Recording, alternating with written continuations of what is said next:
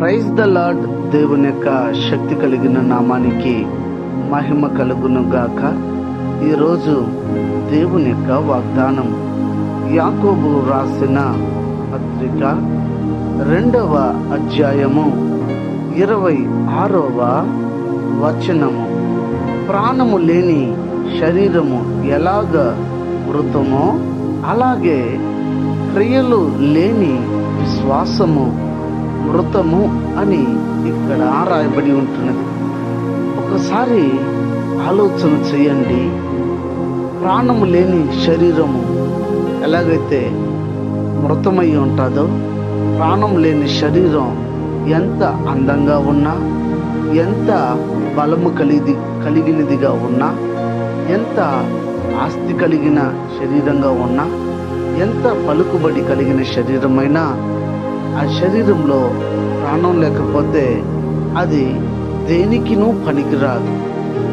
ఆఖరికి నా భర్త అని చెప్పిన భార్య ఆ శరీరంలో ప్రాణం వెళ్ళింది అని తెలవగానే ఏడుస్తుంది, బయట తీసి పెట్టేస్తుంది. నా తండ్రి అని చెప్పిన పిల్లలు ఈ శరీరంలో ప్రాణం పోయిన తరువాత బయట తీసి పెట్టేస్తారు. అంటే ఇక్కడ ఒకటి మన ఆలోచన చేయాలి. శరీరంలో ప్రాణం ఉండేంత వరకే మనిషికి విలువ, మనిషికి గౌరవం, మనిషికి పదవి, మనిషికి సమస్త వైభవం కూడా ప్రాణం ఉన్నంత వరకే. ప్రాణము శరీరంలో నుండి వెళ్ళిన తరువాత ఎలాంటి గౌరవం కానీ, ఎలాంటి మర్యాద కానీ ఏది కూడా ఉండదు. ఎందుకంటే ఇవ్వడం జరగదు. కారణం ఏంటంటే ఆ శరీరము మృతమై ఉన్నది కనుక ఆ శరీరానికి గౌరవం ఇచ్చినా ప్రయోజనం లేదని వాటిని నిరాకరిస్తారు. ఎవరు దాన్ని ఆ ప్రాణం లేని శరీరాన్ని తీసుకొని వెళ్ళి పాతి పెట్టేస్తారు. అలాగే క్రైస్తవ జీవితాన్ని జీవిస్తున్నటువంటి నీవు సరైన భక్తి చేయకపోతే నీవు సచ్చిన వాడితో సమానము. క్రైస్తవ జీవితాన్ని సరిగా నువ్వు జీవించకపోతే నీవు సచ్చిన దానికి సమానము. నీవు క్రైస్తవుడు అని నువ్వు చెప్పుకోవచ్చు, కానీ నీవు సచ్చిన సమాధి వలె నీవు ఉంటావు. ఎందుకంటే వాక్యం సెలవిస్తుంది, వాక్యం ఎలాగ చెప్తుంది.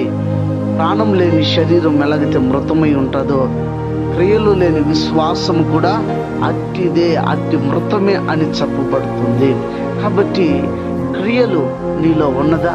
క్రైస్తవ జీవితాన్ని జీవిస్తున్న నీవు మాదిరిగా నువ్వు జీవిస్తున్నావా? నువ్వు ఎలా కటింగ్ చేస్తున్నావు?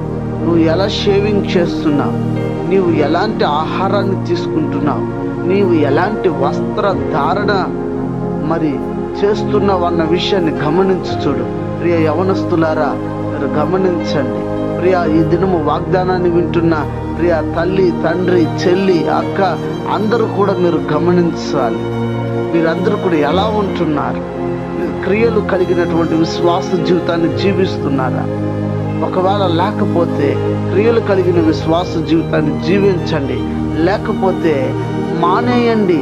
ఎందుకంటే ఎటు క్రియలు లేకుండా జీవించి దేవుని నామాన్ని దూషణ పాలు, అవమాన పాలు చేయడానికంటే, అపవాది ఎదుట దేవుడిని సిగ్గుపరచుట కంటే మీరు ఈ లోక యాత్రలో మీరు ఏది కావాలో అది అనుభవించి మీకు నిర్ణయించబడినటువంటి జీతాన్ని పొందండి. దేవుడి నామాన్ని దూషణ పరచొద్దు. ఈ వాగ్దాన సందేశము ద్వారా మీతో ఒక్కటే మనం చేస్తున్న, క్రియలు కలిగిన విశ్వాస జీవితాన్ని జీవించండి. లేకపోతే సచ్చిన శవం కంటే దారుణం. సచ్చిన శవాన్నైనా మర్యాదగా మాలలు డబ్బులు పెట్టి తీసుకుని వెళ్ళి పాతి పెడతారేమో, కానీ నీకు మాలలు మర్యాదలు ఉండదు. లాక్కొని వెళ్ళి నిత్య నరకంలో పడేయడమే ఉంటుంది. కనుక గమనించి మర్యాదతో దేవుని సేవకుడుగా మీకు నేను తెలియచేయుచున్నాను. క్రియలు కలిగిన విశ్వాస జీవితాన్ని జీవించండి. దేవుడు మిమ్మల్ని ఆశీర్వదించునుగా. సవరించుకుంటారా? ప్రార్థన చేద్దామా? ప్రార్థన. కనికర సంపన్నుడా, ఈ దినము మీరు మాతో మాట్లాడారు. క్రియలు కలిగిన విశ్వాస జీవితాన్ని జీవించే కృపను మాకు దయచేయండి. అనారోగ్యం చేత ఉన్న వారికి ఆరోగ్యము, ఆర్థిక ఇబ్బందులు ఉన్న వారికి విడుదల, రక్షణ లేని వారికి రక్షణ ఇచ్చి ప్రతి వారిని రాకకు సిద్ధపరచమని క్రీస్తు పేరిట వేడుకొని నాము తండ్రి, ఆమేన్. God bless you. దేవుడు మిమ్మల్ని దీవించి ఆశీర్వదించును గాక. ఆమేన్.